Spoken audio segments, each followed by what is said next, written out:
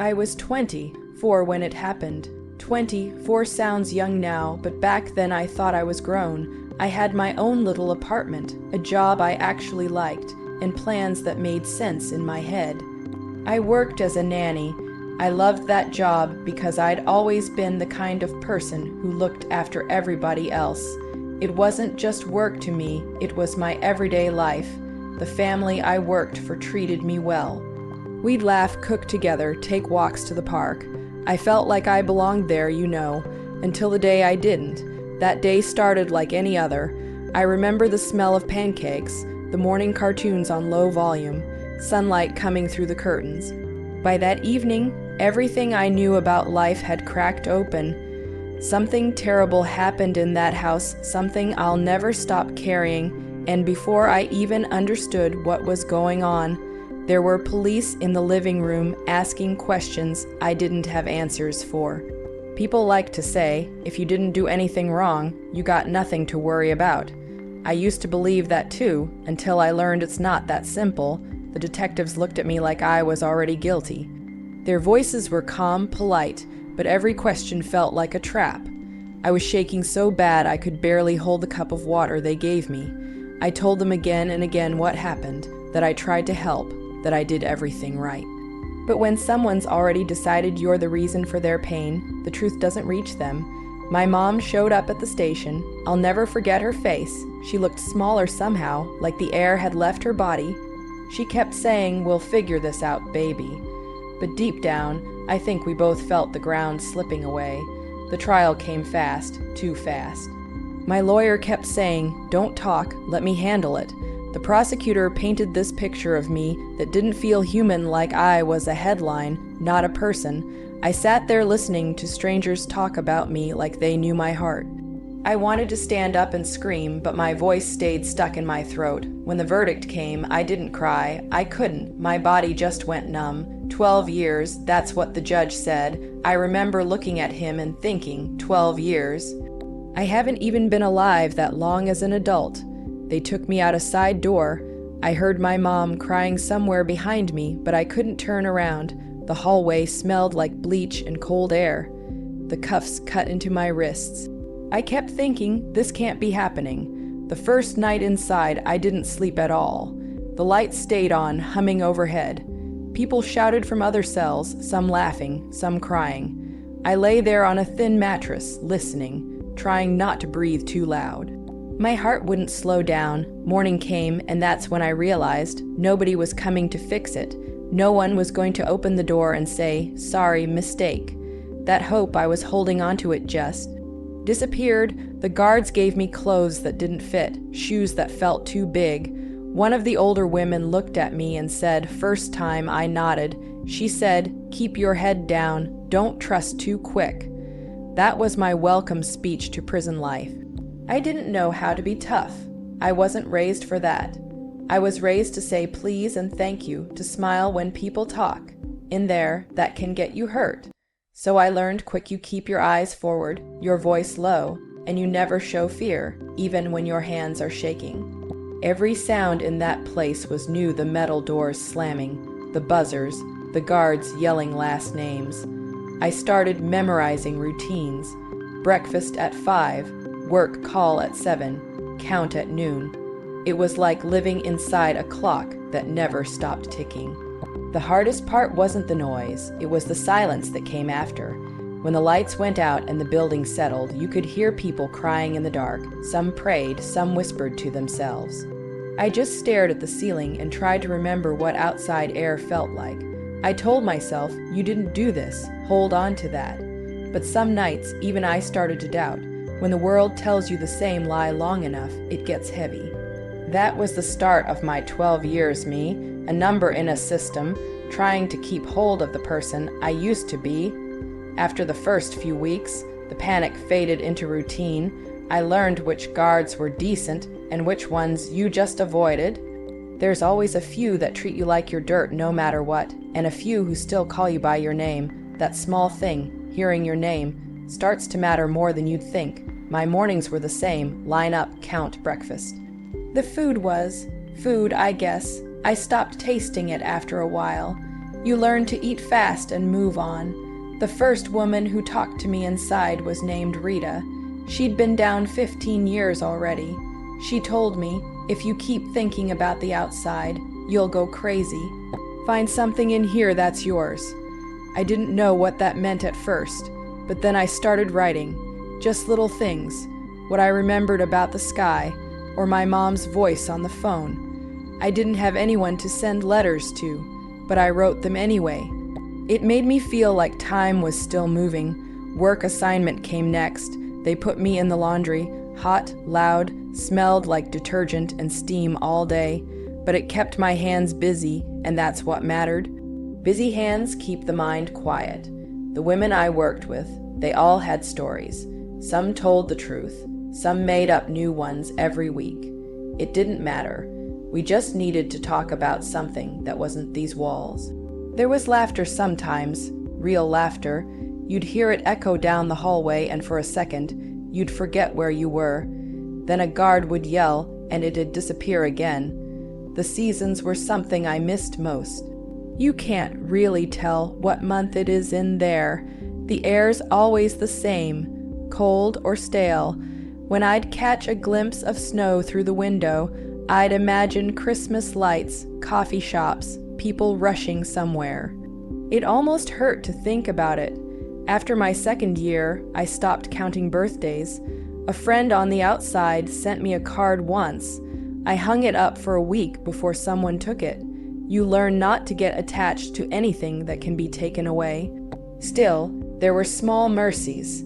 A cup of real coffee from a guard who didn't care about rules that morning. A song on the radio that reminded you of who you used to be. I started teaching a couple of the younger women how to read. Nothing official, just sitting on bunks with a beat-up paperback. It made me feel useful again, like I could still help someone. Maybe that's why I survived the middle years. I stopped thinking about what I lost and started trying to make the days mean something. The hardest nights were the ones when someone got bad news. You could always tell. The whole block went quiet. One time, a girl found out her mom had passed. She screamed until her voice broke. Nobody said anything. We just let her scream. Sometimes that's the only thing you can do. Let the pain burn out. I'd lie awake after nights like that and wonder if people still thought about me out there. Did they remember I was more than a story on the news? Did they know I still woke up every morning trying to make sense of it all? Around year 5, something inside me shifted. I stopped waiting to be saved. I realized no one was coming, and weirdly, that gave me strength. I started to live like each day was mine, even if it was behind bars. Some of the older women used to say, "Don't let this place take your soul." I thought that was just talk, but I understood it later. Prison doesn't just take your freedom. It tries to take your reflection, your voice, your softness. Keeping those meant fighting quietly every day. By the time I hit year 6, I'd stopped thinking about getting out all the time. It sounds strange, but the mind adjusts to survive. I still prayed every night, still dreamed of walking free, but I also learned how to breathe inside. That world, I'd wake up before the lights came on just to have a few minutes of quiet. The building would hum, pipes, footsteps, somebody coughing down the hall, and I'd sit there writing in my notebook, trying to remember who I was before all this. Some days I could still feel her. 24-year-old version of me, she was softer, full of plans, always laughing at nothing. I missed her. I used to whisper to myself, "You'll find her again someday." That was what kept me going. Not revenge, not anger. Just the idea that maybe the person I used to be was still in there, somewhere waiting to come back. Around that time, we got a new counselor, Miss Harlow. She was the first person who looked at me and didn't see a number. She'd ask simple questions, "How's your sleep? What are you reading?" And she'd actually listen when I answered. One afternoon, she said, "You ever think about what you'll do when you leave here?" I laughed, told her that's a long time away. But she said, "It's closer than you think." That stuck with me. I started thinking about the world outside again, not as something gone, but as something waiting. I joined a program that let us work With rescue dogs, it sounds small, but it changed everything. The first time they brought the dogs in, I almost cried. You forget what it's like to touch something gentle. There was one named Cooper, nervous, quiet, kind of like me. I trained him for 6 months. When he finally got adopted, I felt proud and sad at the same time. That dog reminded me I could still care about something good. The more time passed, the more I realized how much of life is just small moments we take for granted. The sound of rain, the smell of clean sheets, someone saying your name kindly. Those were the things I held on to. Around year 9, the talk about my case started again. Some new evidence, some review board looking into old convictions. I didn't get my hopes up. I'd learned not to. Hope can hurt worse than the truth when it doesn't come through. But deep down, a little spark lit up anyway. I remember the day they called me into the office. The warden was there along with some people in suits. They said, "Your case is being re-examined." My hands started shaking. I didn't even want to ask why, because if it wasn't real, I couldn't handle hearing no again. Months passed, nothing. Then, one morning, a guard came by my cell and said, "Pack your things." Just like that, my heart dropped. I thought maybe they were transferring me. I asked where I was going, and she just said home. I didn't believe her until they handed me a release form. My knees went weak. I'd spent 12 years trying to imagine that moment, but when it came, it didn't feel real. It felt empty, like my body didn't know how to feel free anymore. They gave me a plastic bag with my old clothes. The jeans didn't fit. My hair was shorter, my face older. I didn't recognize the woman in the mirror. Walking through those gates, the sun hit my face so bright it hurt. The air smelled like grass and gasoline, and for a second I just stood there, frozen. My mom was waiting. She looked older too. We didn't say much. She just hugged me tight. I cried for the first time in years. All the things I'd been holding in fear, anger, guilt, they came out all at once. The drive home was quiet. Everything outside looked strange, like the world had moved on without me. Stores had new names. Cars looked different. Even the sky felt too big. That first night out, I couldn't sleep. I kept waiting for someone to yell count time. My mom made me tea, sat with me at the kitchen table, and said, "You're home now. You can rest." But rest doesn't come easy after 12 years of watching your back. The first few weeks out were the hardest. You'd think freedom would feel light, but it doesn't. It's heavy in a different way. Simple things threw me off: crowds, noise, even the color of everything. Inside, everything's dull, flat, gray. Out here, it's like the world's turned the brightness up too high. I'd walk into a store and freeze, not knowing which way to look first. My mom tried to make things easy. She stocked the fridge, washed my old blankets, put a little note on my pillow that said "Welcome home." But I didn't feel home yet. I felt like a visitor in my own life. I'd wake up at 5 a.m. without an alarm. My body was still wired for count time. I'd check the corners of the room before getting out of bed, old habits. It took months before I could sleep through the night without jumping at every sound. People meant well, but they didn't know what to say. Some hugged me too tight. Others avoided me like I was something fragile.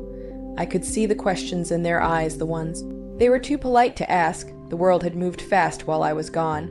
Phones looked different. Cars drove themselves. Music sounded new. I felt like I'd missed an entire lifetime. I got a job at a diner after a few weeks. The manager, Mrs. Klein, didn't ask many questions. She just said, "If you can handle rush hour, you're hired." That was the first kindness I'd felt from a stranger in a long time. The first paycheck I held in my hand, I cried. It wasn't much, but it was mine. Money I earned because of work, not because the state decided what I was worth. I started walking to work every morning, same route, same coffee shop window I passed where people laughed and checked their phones. I used to envy that, being able to live without thinking about survival every second. At night, when the diner closed, I'd sit outside for a bit. The city noise felt like music, sirens, car doors, people shouting across the street. Inside, you don't realize how alive the world really sounds. The first time I rode a bus again, I sat all the way in the back. I kept expecting someone to tell me where to sit, what to do. When no one did, I almost smiled. Freedom is weird like that. You have to relearn it. Sometimes memories hit out of nowhere. The smell of disinfectant in a store. The sound of metal doors clanging at construction sites. It's like the past taps you on the shoulder to remind you it's still there. A few months later, Miss Harlow, my old counselor, wrote to me. She said she'd followed my case, that she was glad I made it out. She ended her letter with, "You're more than what happened to you." I taped that line to my mirror. My mom and I started talking again, really talking. She told me she used to drive by the prison on holidays, just to be near me. I didn't know that. It broke me and healed me at the same time. The neighbors would wave sometimes, but I could feel their curiosity.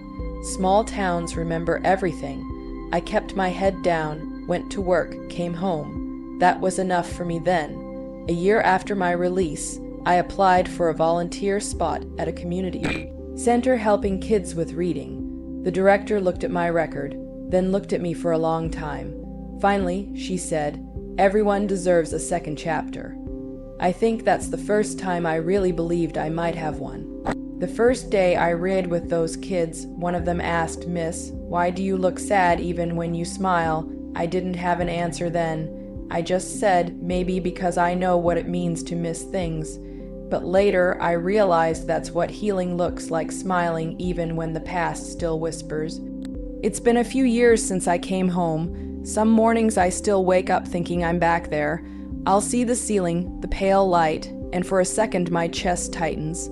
Then I hear birds outside or traffic, and I remember where I am. Freedom still surprises me. You don't realize how much of it lives in tiny moments like opening your own window, deciding what to eat, walking without anyone counting your steps. I don't take any of that for granted. I've learned that people will always have their version of your story. I used to try to correct them, defend myself, explain every detail.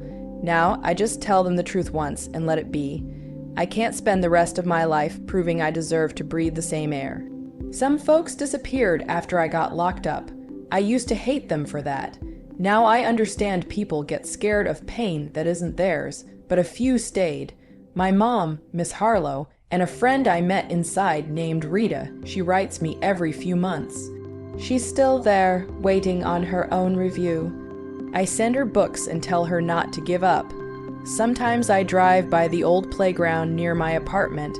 I sit on a bench, watch the kids running, the parents talking. I used to wonder if people could see the years on me like scars you can't hide, but lately I've stopped worrying about that.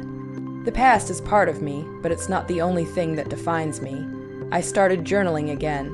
Nothing fancy, just small things that remind me I'm here. The smell of rain, the taste of real coffee, the sound of my mom humming in the kitchen. Those are the moments I build my life around now. I've also learned to forgive, not because everyone deserves it, but because I deserve peace. Carrying anger that long, it burns you from the inside. Forgiveness isn't saying it was okay, it's just saying I won't let it own me anymore. People ask me what I learned from 12 years in prison. I tell them I learned patience, the kind that hurts, and the value of listening. You never know what someone's been through until you really hear them. I learned that silence can protect you, but it can also trap you. So I speak now, not to relive it, but to remind people that behind every headline, there's a human being. I go to schools sometimes, talk to kids about choices, about empathy.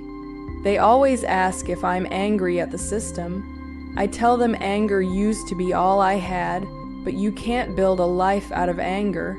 You build it out of hope, even if that hope is small. I planted a garden behind my mom's house last spring. First time I'd touched soil in years. The first seed that sprouted was a sunflower. It grew tall, strong, turned toward the light every morning. I look at it and think that's what I want to be. The world moves fast, and I move slow now. I like it that way. Every step, every breath feels earned. I don't plan too far ahead anymore. I just try to be present. I used to chase big dreams. Now I chase quiet mornings and honest laughter. Some days, when the sun hits my window just right, I feel something I hadn't felt in a long time. Peace, not happiness exactly, just peace. It's softer, steadier. It feels like coming home. If there's one thing I'd tell anyone listening, it's this. Life can fall apart without warning, but it can also come back in ways you never imagined. People will judge, time will pass, but you're still allowed to start again. I'm not the same girl who walked into that courtroom. I'm not even the woman who survived those 12 years. I'm someone new, someone still learning, still healing, but free. And maybe that's enough. You don't get those years back, but you get this moment, and right now, this moment is mine.